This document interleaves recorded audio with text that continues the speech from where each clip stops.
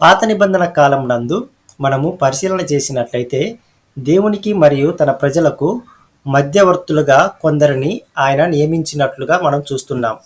ఆ మధ్యవర్తులు దేవుని యొక్క దీర్ఘదర్శకులు, దివ్యదృష్టి గలవారును, యాజకులను, న్యాయాధిపతులను, రాజులుగాను మరియు ప్రవక్తలను ఉంచి ఉన్నాడు.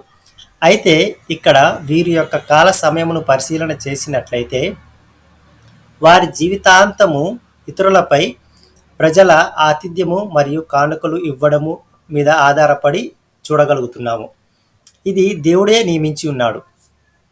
కానీ క్రొత్త నిబంధన కాలంలో పరిశీలన చేసినట్లయితే దీనిని దేవుడు మధ్యవర్తుల యొక్క కాలమును జీవితాంతం నుండి చాలా తక్కువ సమయమునకు కుదించినట్లుగా మనము గమనించేవారిగా ఉన్నాము.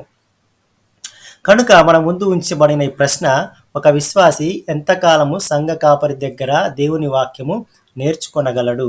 కనుక ఈ విషయాన్ని సుదీర్ఘంగా మనం చూడగలిగినట్లయితే హెబ్రీయులకు రాసిన పత్రికలో 9వ అధ్యాయము 14వ వచనంలో చూడగలిగినట్లయితే, నిత్యుడగు ఆత్మ ద్వారా తన్ను తాను దేవునికి నిర్దోషినిగా అర్పించుకొనిన క్రీస్తు యొక్క రక్తము నిర్జీవ క్రియలను విడిచి జీవము గల దేవుణ్ణి సేవించుటకు మీ మనస్సాక్షిని ఎంతో ఎక్కువగా శుద్ధి చేయుచున్నది.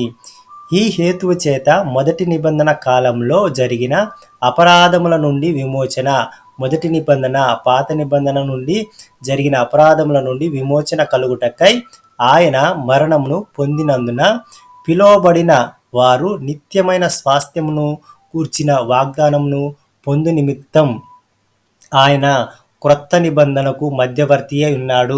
క్రీస్తునందు పరిశుద్ధ సహోదరులారా, యేసుక్రీస్తు ప్రభువారు క్రొత్త నిబంధనకు మధ్యవర్తిగా ఉన్నాడు.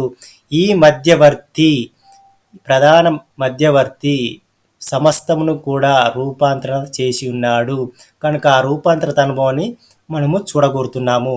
దేవుని నామాన మీకు వందనాలు తెలియజేస్తున్నాము.